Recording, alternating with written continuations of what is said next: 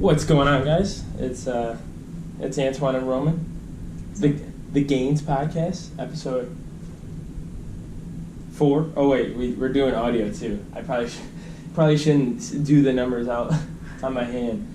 But episode 4 coming at you live.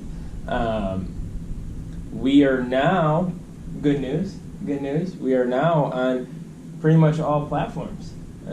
Besides like SoundCloud is like another podcast platform, but we are now on every flippin' platform. We're on YouTube, Spotify, Apple, Stitcher, Buzzsprout. Am I missing anything else? I don't think so. So yes, we are on all those now. It's wonderful. Type in Gainz Podcast. We're the only one with. It's so nice to have this name because if you type in Gainz Podcast, we're the only guys out there, or only people that has that name and that podcast out there. So it's wonderful to have that. If you search us, go ahead and subscribe on whatever platform you want to use. That's what we're trying to do. We did all the research. We did everything. We're trying to include better audio and everything. So go do that when you can. Thanks for all the support. Thanks for everything, guys. We love it. We can't thank you enough.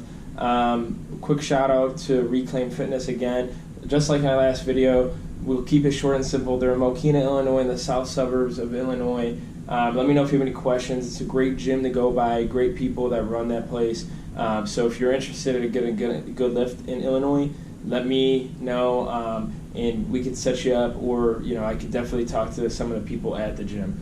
So that being said, episode 4, we are going over examples of our own training process, what we're seeing right now, what our training block is for our performance with progression and the principles of programming right now. And I think further ado, we have Roman. We're gonna start probably Roman's side of things and how he's dealing with the principal basics with programming, and then go from there. So awesome. To start out, Roman. All right. Individuality. Cool. Yeah. So I'll just what's the goal for you right now? I'll just kind of jump around a little bit. Yeah. So my goals for 2019 were to gain a certain amount of body weight. So I entered 2019 somewhere around like either low 140s or high 130s. He's getting thick. I am getting thick. Thick and strong. That's what we call it. It's the new Vogue. Hashtag squat booty. Hashtag squat booty. Stay efforting. I just watched one of the videos of Judy Woof. He goes, if you're doing the squats right, your butt's gonna look really big and nice. Huge. Yeah. It's gonna look but go ahead. I think we should also have like a segue to this podcast where we talk about the unintended consequences of the gains. For example, my pants don't fit anymore. My butt is literally ripping out of all my pants. I have to make a trip to the store this weekend and get like the expandable pants just because the inseam and the crotch keeps on ripping out. So my girlfriend really likes it, but my coworkers don't. It's either you buy stretchy pregnant pants or you take a second line of learning how to stitch. I think my butt's pregnant. Just keep stitching fabric on top of fabric. I think it'll work out. You don't need to spend the money on new pants. Oh my god. But yeah, so what I would like to convey in this podcast is how I take some of the programming, the Gainz principles, as we've codenamed them. You're now part of our cult, now that you know what the codename Gainz principles are, and how I use them to frame and quote-unquote periodize my training goals. So as I had mentioned, I had a body weight goal. I wanted to get up to 165 pounds by the end of 2020. I'm right about there, so I'll definitely hit that target as long as something doesn't go like wildly array. The last time I measured myself with like. And then you said you started off at 140, right? I was at like 137, like 140, something like that. Yeah, so okay. it was definitely high 130s. Low 140s. So I put on a little over 20 pounds of mass. Some of that is definitely fat, so it's an unintended consequence of gaining. But I also wouldn't say it's something to be afraid of too, because much of my lifts have just like blown up. For example, I've hit like bench PRs I've never been able to hit before. When I was like, when I considered myself to be super duper strong, I was also like pretty scrawny at the time too. I did like a high school combine in Foxborough Stadium. It was actually wicked cool. And cool. The NFL combine, like the measurement for or benchmark for. Was that like NFL standards or is it like college? It wasn't. It was like college. So like something like a little bit less. Yeah. So you know how they do like the 225-pound bench press? Mm-hmm. We did 185-pound bench press, and I remember hitting 3, and I was like stoked at that. Granted, I was in high school, but I don't ever recall making like much more gains than that in college. Like I got back up to that point, and then I'd like get into running, and then I'd lean down. So I was probably like maybe like 148, 152 when I was doing that. But if you were doing 148, that's 185 plus 3 times. That's a lot of people can't even do that. It was pretty good. I was definitely strong. Yeah. But I hit 185 by 8 the other day for all 4 sets. I would say easy, but like RP like 8.5. Those are some 9. glorious gains right there. Yeah. I like that. Yeah. So my bench has blown up since I've gotten bigger. My chest is the biggest it's ever been, so it's definitely muscular gains. But like with that, you also will gain like some adipose tissue, some fat. I don't think it's something to be afraid of, because if you're as regimented where you're going to push the limit, especially for a year-long goal or more, then you will be regimented. If your goal is to get lean again, let's say like anywhere between like 8 to 12% body fat, most people find that they're comfortable there and that they think that they look shredded, like they're happy with that. I would consider that like stage ready, but like you look like fucking shredded if you're like between there. Mind the language. Sorry folks. You're sorry, fine. kids. It's explicit. Yeah. We're explicit on all the content. Just even if we slip one out, it says all good. So what you have to keep in mind for that is train hard.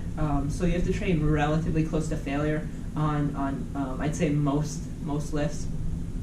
Keep in mind that compound lifts should be further away from failure, so you should probably keep at least like 1 or 2 in the tank, depending on where you are in your workout cycle. And that'll something we'll get into far more depth in the near future, but just as like a general guiding principle. So that was one of my goals. So I knew I had to train hard and I had to eat big. So what I did is for most of the year I ate pretty intuitively. So breakfast I try and get like a certain protein target between like 30 to 40 grams of protein, and I made sure that I was oversatiated. So I was full enough so I'd say like, wow, like I ate a lot. That was like the main like mental like, geez, like that's what I'd say to myself, mental message. Yeah. And then just because our jobs are kind of on the phone throughout the day, I try to get as many meals in me as possible. So I probably average between 4 to 6 meals a day with sufficient like protein feedings in between. To add to that point for Roman, sorry to interrupt, so he does more of a, how you feel kind of eating. I do record when it comes to like recording food. Like, like we say, obviously do what works for you. Roman has had a lot of success with that, and I think everyone should at least try to get to that point where they can feel out their body. And I put so much respect on how Roman does it, because me, I'm so number driven, where it's just like I even if I feel like I can like feel the way like eating makes me feel, I don't know, I just have that like paranoia. Yeah. I guess I would say, but I think Roman's doing a hell of a job with that. But keep on. Thank you. No, but that's a great example how different people will differ. So you might have heard me say that and say like I don't think I could ever do that, because when I feel full I stop eating. That is me. So like this has been a mental journey, because I've known that like when I get that signaling, and then knowing myself in the past, that's like a great way for me to stay like within maintenance, which is awesome. You might want to do that, and if you have that, that's a skill. But I was trying to push the envelope. My goal was to gain body weight, mostly muscle, but like I said, that is an unintended consequence. But you might be more like numbers driven, or that might be something that like excites you about getting into a diet, whether it's like gain, loss, maintenance, whatever it is. Totally okay, and we'll talk about different strategies for that. Yeah. I'll probably tap in Antoine next year, because my goal is to get a little bit more rigid, a little bit more regimented with it, because I've done it a little bit in the past, but I've never really like weighed out food like I'd say like for like a consistent period of time. So like on my like bucket list or like wish list for like the next like for the rest of the year is to get a food scale and get like body weight scale, because I usually measure myself at the gym, and just track it, just like write it down, and also share it all for you on my YouTube page, my journey. I'll share some like body comp pics so you can kind of see like, oh man, you're looking like you're like kind of wasting away there, buddy, or maybe you're like pushing the gains a little bit too much. Gains become more gains and a whole lot of PHAT. Yeah, so that would take in the role of individuality. So I'm looking at my own experience, my relationship with food. That's huge. You want to make sure that you have a good relationship with food going into any of these experiences, because if you see foods as being like good, bad, and you're associating feelings or emotions to that, you might want to take a step back and reevaluate, because in the grand scheme of things, it's not that serious. Yeah, it's not. It's not. It's not that important, and it could be something that like really messes you up in the long term. It's not worth developing like an eating disorder over. It's really serious stuff. So I'd say if you have any qualms about that, talk to a medical professional. But if you have a good relationship with food, and this is something that you have like certain like aesthetic goals, which is totally fine. This is a viable path for you. This is how I've done it, and this is how I've found success. So that's like the individual part. Now, what about the specific part? Like, what compared to just your weight gain and your gaining phase? What specific goals do you have with like lifting? What do those look like? So that's a great question. So I paired my body weight goals as well with my performance goals. So I was noticing things like right off the bat, like, wow, my chest is like filled out, that's so cool, like, wow, my biceps look bigger. But I also had performance goals. So for 2019, I set the big three, fairly high, I'd say, but I've done pretty well so far. Deadlifts, I wanted to hit 315, so I came into 2019, I had maxed in March, I think it was, March of 2019, and my deadlift was 290. And the last time I maxed with Billy, one of our good buddies and training partners, I hit 345. So that's where I currently am. I blew 315 out of the water. When it comes to bench, I think I hit 205 on bench for my max in March. And then when I retested back in August, I hit 225. So that was my goal for the year. Like I said, I hit 185 by 8. So I think by end of the year I might test again just for funsies, because I already have some goals I'm lining up for next year. I think I'll be able to hit 240. We'll see. I like that. I'll post about it. And then squat I'm still chasing. So squat's the only one that you're still trying to get there, right? I'm trying to get after it, man. I'm trying to grow my quads, because I think that might be a weak point for me. But I hit 275 back in March. I hit 275 for a triple back in August, and I most recently hit 260 for a couple sets of 8. So this weekend I'm gonna hit 275. Goal is hit it for 5, slowly build up from there, and then get more specific to the task of a 1RM. So start probably around 5s, and then work my way down into like the 4s, 3s, 2s, and then I'll probably have like a primer week where I just hit singles. Now see if I can go for 315. Yeah, I think you'll be able to get there, especially with next year when it comes to like some of the goals. Well, we don't want to put too much out there, but we are going to be entering a powerlifting meet. So those are some sneak peek news. There's nothing on the board yet. I'm getting married in April, so it's going to be after April. Where it's probably going to be after the honeymoon too, so we'll probably look at something more second half of the year. I would say hopefully if that's okay with you. Yeah. So we're going to be doing that. So I would like to see if Roma can hit. I would like to see if you can. I don't know. I'm talking in the third person, right? To hit 315 before that meet. Yeah. And then just kind of taper that off, and then kind of build back up, and then just keep nailing it. You know, I think that's a good plan because like you said, all his numbers has rose. Obviously his high school numbers are pretty big because of how much he lifted and ate back in the day, but no, it's been really good. It's really awesome. Yeah. What about you? Your goals? How are you using some of the Gainz principles? Do you want to go over any other principles first? What I hit, individuality and specificity. Yeah. So obviously, progressive overload was planned in there. So I pretty much go up by just like 5 pound increments. It's as easy as that. I think that's a great skill or tool that I gleaned from the starting strength method by Mark Ripito. It pretty much just says like, if you can do five more pounds, like do 5 more pounds. From a confidence standpoint, that's huge. And then also just from like a practicality standpoint, if you hit a weight and you say like, oh man, I probably could have got another one, or I probably could have gotten a few more, add 5 pounds next training session. Why not? You will, that strategy will run out at some point, and you will have to get crafty for sure. But I mean, I would say ride that out as far as you can. I also have the principle of 2. So not when I'm like really pushing the weight or trying to push up, trying to overreach for a particular strength goal.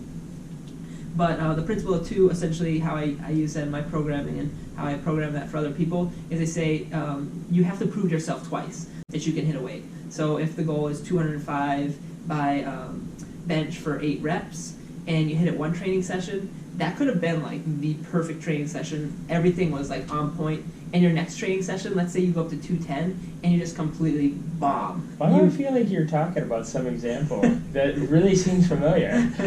You had like 4 reps. Those numbers, those numbers were really precise. Some numbers I was telling Roman earlier, but we'll go on. Yeah, but so, perfect day, going to 210. So the principle 2 says that if you hit it twice in two consecutive sessions, golden weight, because the chance that you had everything perfect form, nutrition was on point, your sleep was great, your stress levels were low, your body was feeling great.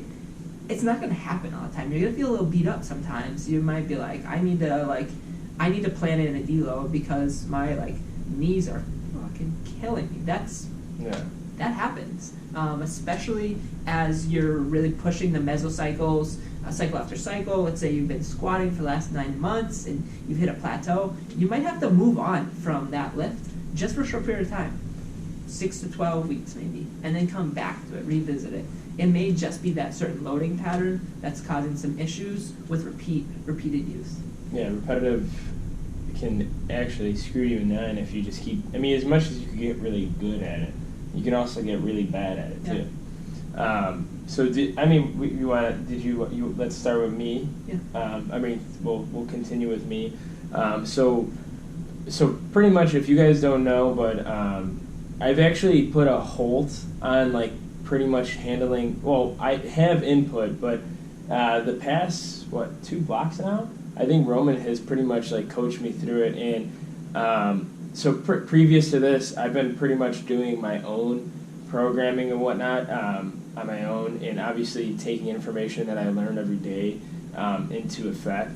But the last 2 blocks pretty much has been Roman's ideas and Roman's like kind of ideas on what my goals are. So hopefully this is like helping. I think it's helping Roman get an idea on like how to coach.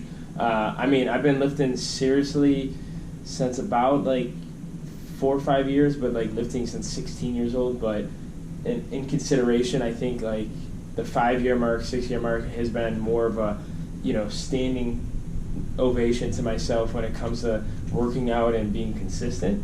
But as you heard from me talk about in the previous episodes or videos, I competed in a powerlifting show last year in, I think it was January, or was it December? Or somewhere around there. It was like the end of year 2017 or the beginning, or end of year 2018 or beginning of year this year in January 2019.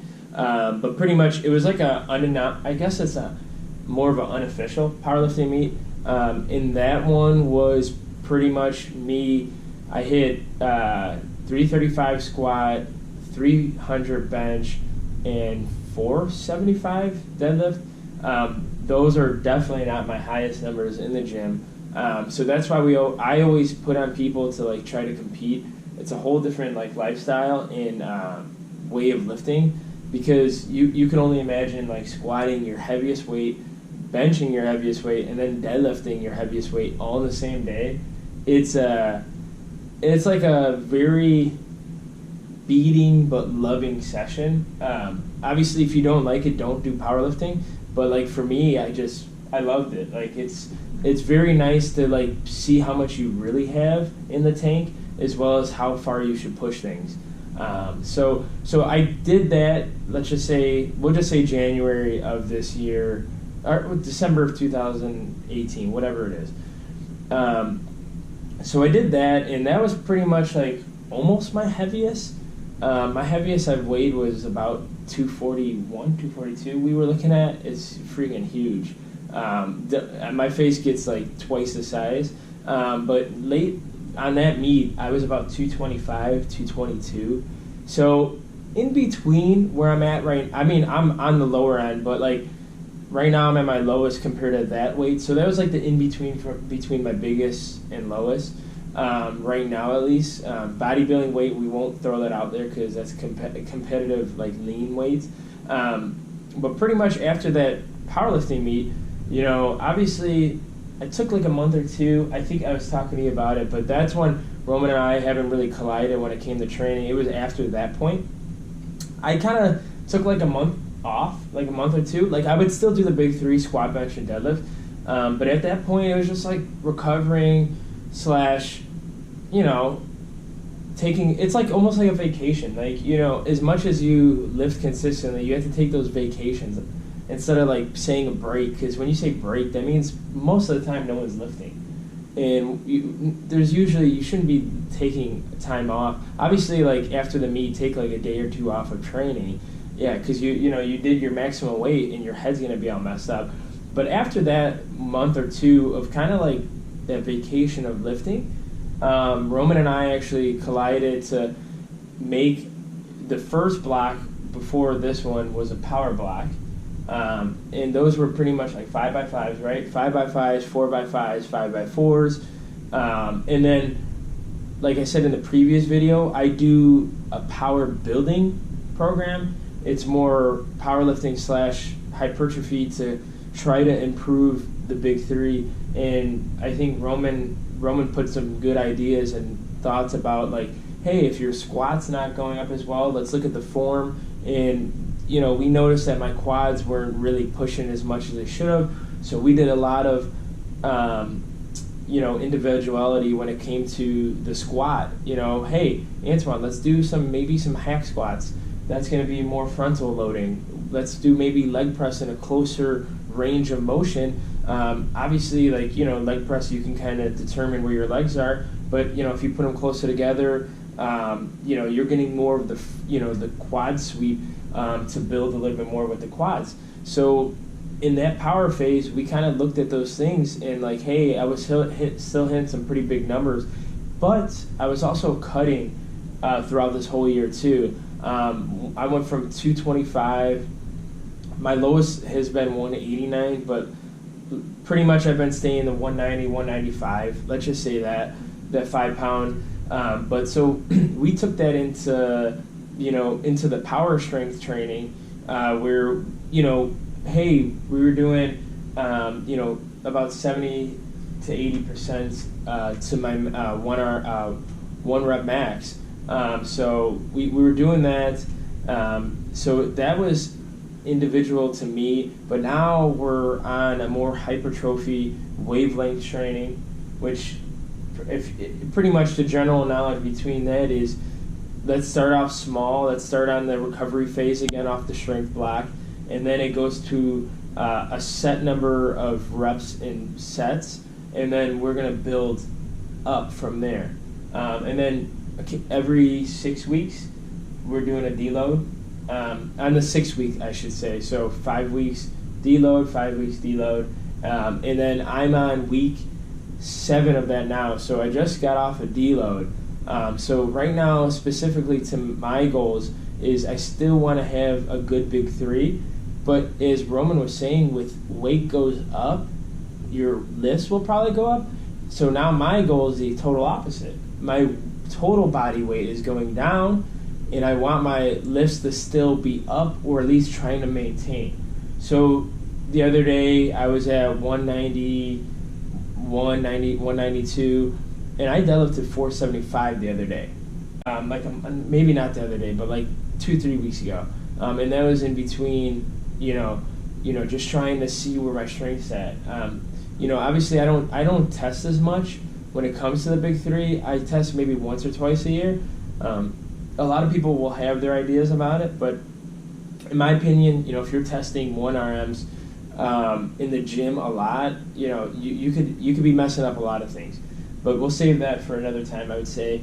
But progressively right now, we're doing deadlifts only once a week. We were doing deadlifts like twice a week. My biggest goals right now is to get my bench and squat up. So I'm squatting twice a week, is it twice a week or once? I think it's twice. No, once a week. But we're doing a lot of accessory work for the squat. We're deadlifting once a week because I've already achieved a lot of my deadlift goals. So we're gonna try to put some more efforts in the bench and squats. So a lot of I'm doing 5 days a week, 2 upper, 3 lower sessions. So a lot of the lower sessions are gonna be developing my quads and just my chain of command when it comes to calves, glutes, quads, and things like that, and staying my back tighter on my squat. But pretty much those are the goals right now. Bench, we're doing twice a week. So we're hitting that pretty hard. And obviously, I still do a lot of overhead pressing. So overhead press is a kind of a goal of mine to get a higher one up. But see, the thing is, I think both of them are going to collide when it comes to benching. So I always love having the overhead press, and I'm doing that once a week with dumbbell press overhead, another once a week. So, obviously we didn't really talk too much about overload adaptation. Couldn't talk, and recovery, but simple things is we'll probably go over that the next one because we're cutting into time. But is there anything you want to add on top of that? Because right now I think that's the main piece for me is bench, squat, and still do the big 3 with overhead press. Yeah. Or big 4, I should say. Yeah, I think strength wise we have some similar goals there. Yeah, just right now I wish I could be gaining weight as much as Roman. To be able to recover more, but it's a good one. It's good to hear both sides because we're at that point where we can tell both sides right now instead of our past. Because right now you're trying to gain, he's still trying to gain. Me, I'm trying to stay the same weight until the end of April, and then if we're competing, we'll see where I'm at to see where I'm going to compete at with what weight I should say. So, yeah, I mean. It's so crazy how these things go by so fast, and I feel like we always need more. We'll probably extend eventually to a little bit more than 30 minutes, but until then, thank you so much. Like I said, we're trying to now have an upload schedule of every Friday to get you a new episode so you can have something for the weekend, or starting Monday morning you can watch, listen, and things like that. Catch us on YouTube, Stitcher, Buzzsprout, Spotify, Apple Podcasts, and thank you so much for watching. Catch us on the next one. Anything else? That's it. Let's get it. Let's get those gains. Let's get those gains. Gains, baby. Peace.